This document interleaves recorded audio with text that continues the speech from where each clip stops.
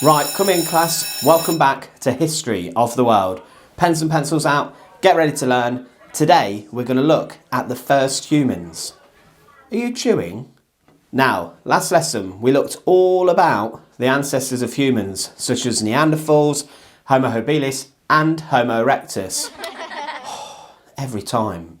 Right, laughing again at Homo erectus, the real legacy of the upright man.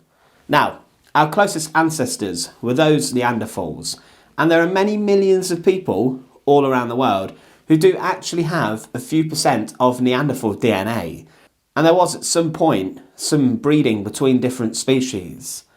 But Homo sapiens, modern humans, like me and you. One thing to think though, is that we are not the finished product as people. Over the years, Homo sapiens, us, will continue to evolve and change until something superior comes along and wipes us all out. Probably something extraterrestrial. Now, so let's get ready to learn. The title is The First Humans. And remember, to confirm your attendance in my lesson, click subscribe down below. You know how it goes. Modern humans, as in Homo sapiens, evolved roughly 150,000 years ago in East Africa. Now, they were not to begin with well adapted to cold temperature and cold environments, meaning they'd be absolutely defeated by London's cold weather and constant rain, even in summer. Question, yes, James at the back. Why did all this activity happen around Africa, sir? Well, the truth is that climate probably had a lot to do with it. People a lot more intelligent than me have tried to answer that very question. But what does it all mean? But what it does mean is that we, at some point, thousands and thousands and thousands of years ago, descended from them early Homo sapiens in Africa. It's probably due to the continent having a diverse set of ecosystems that allowed populations to adapt to certain regions and areas. Well, what were Homo sapiens like? Well, they were taller than those who went before. Males were roughly 1.75 metres tall or 5.5 foot tall, and they were heavier. Their faces did not protrude as much, or should I be speaking probably in the present. Their faces do not protrude as much as Neanderthals, and their brains are also much, much larger, meaning that you can take in much more about my lessons because of that beautifully developed brain. Now, one of the biggies when it came to the evolution of Homo sapiens was that the larynx is lower, meaning that from then on, they could vocalise and begin to create languages. Also, Homo sapiens are long-limbed. A bit like me. I've always had really long arms. Too long actually for my height. Someone once said I'd probably become a good boxer, but I'd cry if someone punched me in the face if I'm honest.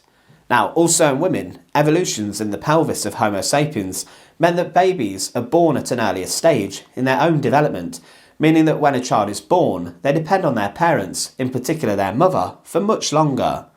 But shorter gestation periods allowed for more children to be born and for more Homo sapiens to fall pregnant more often. Now, in Europe and Asia, Homo sapiens did not fare well against their Neanderthal counterparts, and they did suffer a little bit. But still in Africa, they thrived, and the earliest bones belonging to Homo sapiens have been found in Ethiopia, dating around 195,000 years old.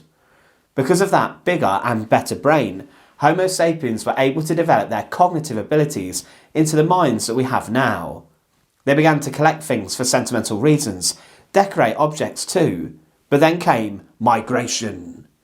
Probably the most important human migration occurred around 50,000 years ago during the Ice Age. Well, the last one, as there's been a few of them, and I'm not talking about the films.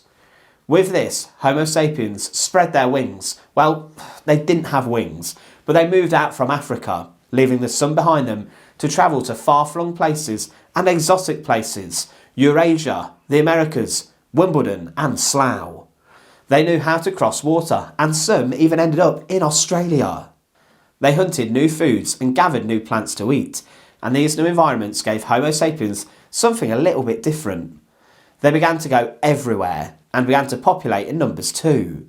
They eventually infiltrated and reached every habitable place all around the globe, and roughly 40,000 years ago, they moved to Eastern Europe. Also, the Clovis people of Alaska may have themselves been the ones to blame for the extinction of huge mammals, hunting them and feasting on them for weeks on end. They just had to survive though. But one way of life that did emerge was hunting and gathering. These were the only ways that humans, until around 12,000 years ago, got food. No, Jimmy, they could not go to McDonald's and get a Big Mac and chips and a McFlurry.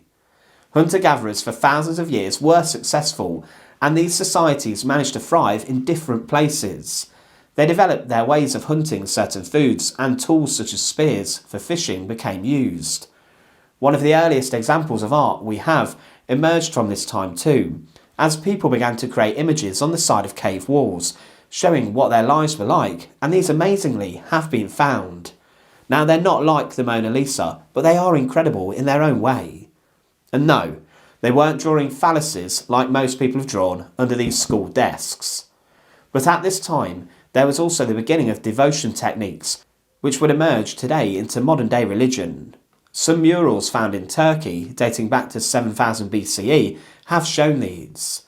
Now today we might joke, saying some of you Homo sapiens are more evolved and developed than others, but dozens of thousands of years of hard work through evolution has led us to become how we are today.